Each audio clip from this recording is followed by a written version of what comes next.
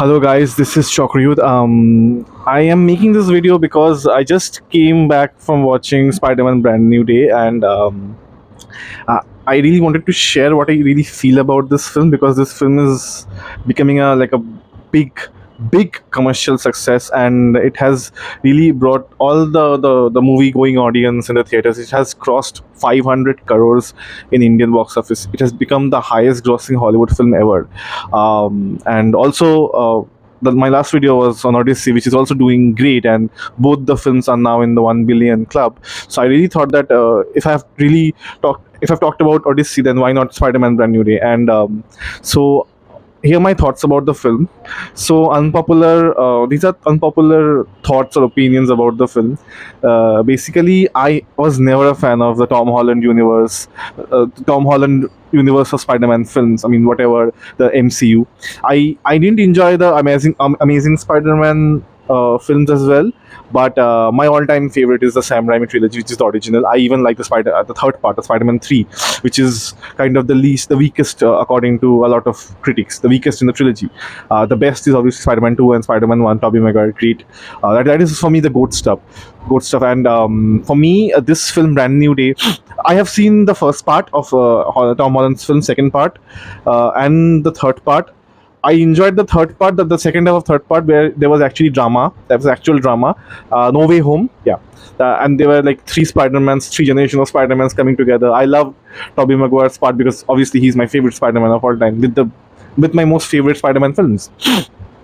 So I never really enjoyed the Tom Holland universe of Spider-Man because obviously I personally feel that Tom Holland, this film, I'm talking about this film had a Brand New Day had a very good film somewhere in its entire runtime. There was a good villain. There was an actual villain who could get into your mind and control you, but this villain also has a sob story, backstory, which made this villain a very interesting one, which is better than the villain in No Way Home, or I've forgotten the first two names of the first two films, but in the second film there was Jake Gyllenhaal playing Mysterio. I think I didn't like that film. I am not a very big fan of the first Tom Holland Spider-Man film as well.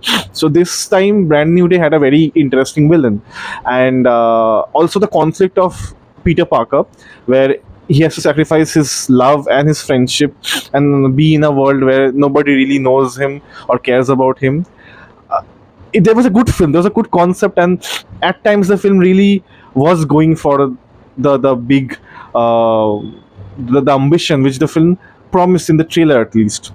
Like, for example, I must tell you the scenes with Jean Grey, which are really great, and the scenes with Zendaya, MJ's character, and the friends' characters were really nice.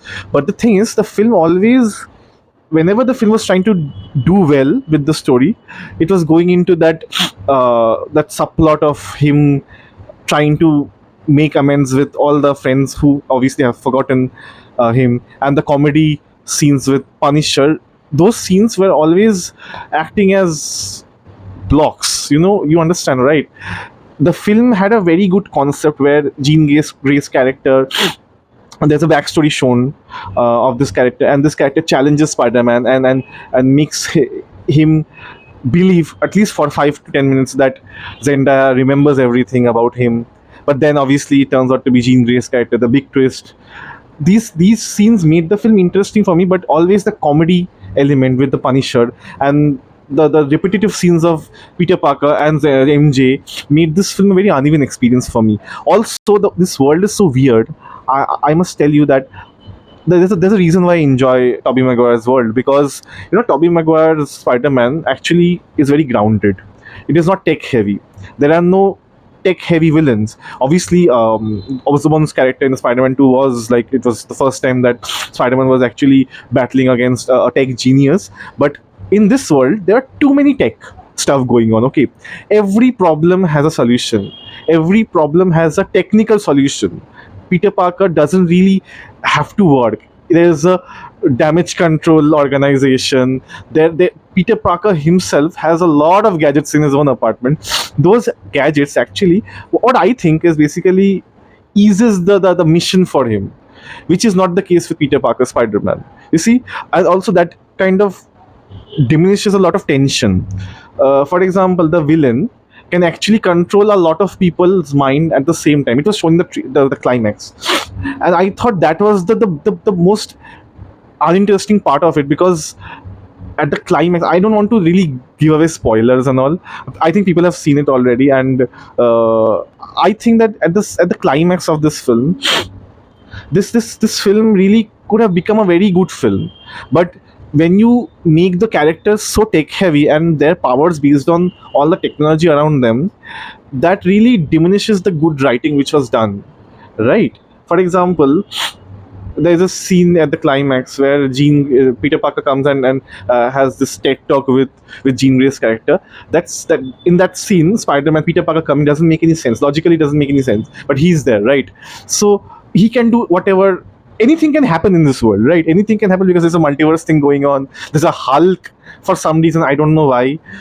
This Punisher's universe coming on. A lot of things are happening, and you have to really connect the film with a lot of other films which came before, a lot of films which can come after this film. So individually, these films have no artistic juice in it, which was there in Peter Parker, in Tobey Maguire's universe. So I generally don't like all these things, and that is why I think the experience kind of drowns a lot for me when I'm watching Tom Holland's Spider-Man. Even in part three, even in part in part three, there is another character.